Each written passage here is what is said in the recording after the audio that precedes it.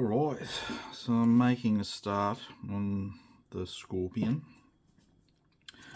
Now, there's not a real lot of plastic to the kit considering the size of the aircraft.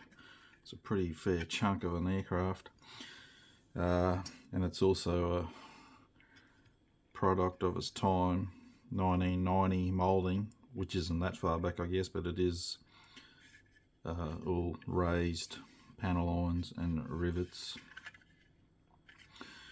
So I've decided, and I'm sure I'm going to be sorry, I'm going to re-scribe it with recessed panel lines and rivets, so it's going to turn into a lot bigger project.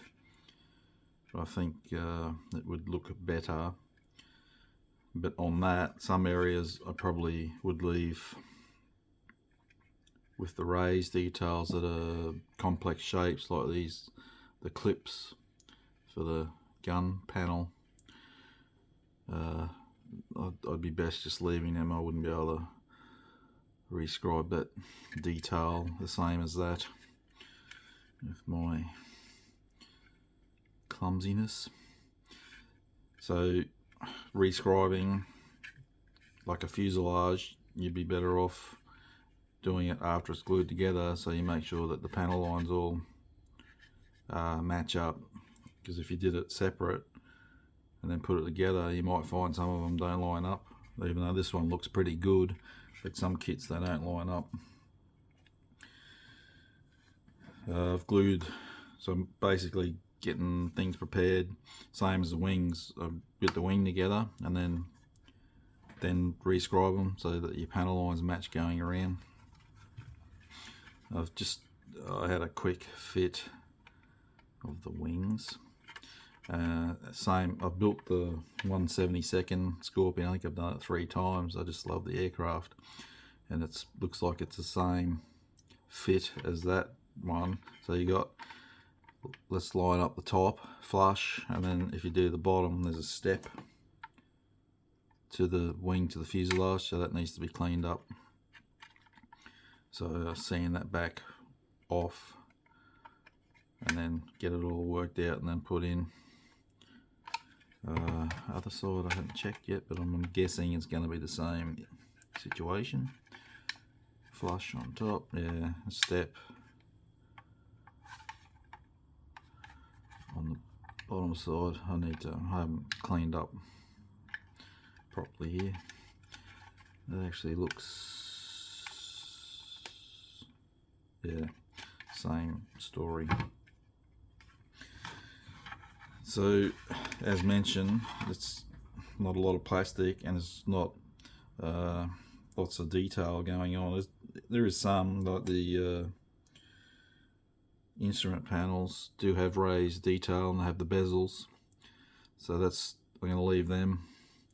I'll paint that black, and then I'm going to dry brush it with a natural metal color just to highlight the bezels, same as the pilot's instrument panel. You can see, even though there is raised detail on the cockpit tub, I've decided to beef it up a bit. So I use the old RP Tools rivet punch set, and I've inserted, not all of them, but just some areas I've put in the raised plastic card, just to give it that extra bit of dimension, just a bit of extra interest to be looking at. There is a few ejection pin points inside the tub, but you won't see them when the seats are in, so I'm just leaving them. I've done the wingtip tanks, same again, glue them together and then do the re-scribe, but they do line up, so they are squared up. Front wheels were single piece molded, but they need cleaning up on the tyre surface. They're really they're weird. I always find the Scorpion wheels were so weird. They look so narrow, but they're so big. So I've cleaned them up. They were 2 pieces glued together. rockets. So I'll put the rockets on it again to add interest to the look of the model. So they're pretty, again, with this era of tooling, there's a lot of cleanup. You can see there's a heavy flash where the molds join. So I've cleaned up one, sanded it back, just curved surface it, and use the old scraping tool, which will help keep the shape. So we got these are the, so this is the I think the pilot seat, and then the rear seat, the Rio, is that what they call in the Scorpion, the radio intercept officer. I don't know if that's their title back then. Also, I found surprising, there is heaps of photos, if you get on Google, of this aircraft, which really surprised me because I didn't think there would be. It's sort of that era where aircraft come into service and went out of service. They didn't last that long. But this one, there's heaps of reference photos, and there's some walk around photos as well. I won't put them up, I don't want to be done for copyright. So the seats, from what I can tell, they're not exactly knocking it out of the park with the shape, so I might try and do something with the frame. So you got, again, the era, and I guess some companies still do it, they molded the harnesses into the seat, which is better than nothing, I guess, but I don't really like that effect. So what I'm going to do is I'll sand it out, grind it out, and I'm going to, where is it?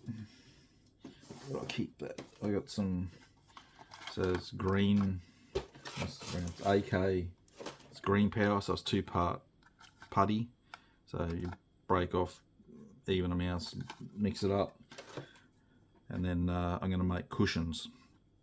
So I'm going to make a cushion for the back and the base on both seats. And when you put that putty in, if you want to put a design into the cushion, you can just use a blade and just, so then you can come up with the effect that's like there now. I'm going to do that, and then I'm going to use my aluminium foil harness technique that you would, if you watch any of my builds, I use a lot. It's crude, but it's 3-dimensional, whereas this is just sort of, well, it is raised detail, but it could be better. And I think I mentioned when I did the review of this kit, there's not a lot of, well, there's stuff all aftermarket. I think you can get white metal landing gear and resin wheels maybe, and that's it, which also surprises me, but I guess it's not a popular kit. It's from 1990 when it came out to now. It's been boxed 5 times, so I guess that's not a lot. But I think it's a popular aircraft because it, well, like I said, there's a lot of images online with it, so it must have some following. And when I did the review of this kit, the review is one of the most viewed reviews I've had. So I guess people are interested in the aircraft or the model or both. Anyway, I digress. So it's a bit weird how, so you glue this together and the cockpit tub comes in later. There's no positive fit, like no channel or anything for it to sit in. You just come in and sit it in, which is a bit odd, which is why I had the that instrument panel just taped in for now, because I wanted to see how it's going to fit. So it'll come in and it's going to sit like this, so you'll be using that as somewhat of a guide as to where it's going to sit, because you can see in there's nothing going on in there to hold it, which I find extremely odd. I mean, 1990 was the time I think they were getting a bit better than what we have here. So yeah, I'll paint that up, dry brush, and I'll paint in some of the buttons, switches, different bit of white and red, that old gimmick, just to add visual interest to it, because it's a pretty open cockpit. Yeah, and the seats, I'll do that. So when I do that putty, that's going to take a while to dry as well, because it takes a while to set. What did also, I did toy with the idea of putting the flight crew in, because considering it's 1990 Revell, I don't think they're that bad. Obviously, resin figures would be heaps better, but it's I thought I'd just decide I went with the way I'm going. Just a bit of upgrading in the tub. I also cut away so that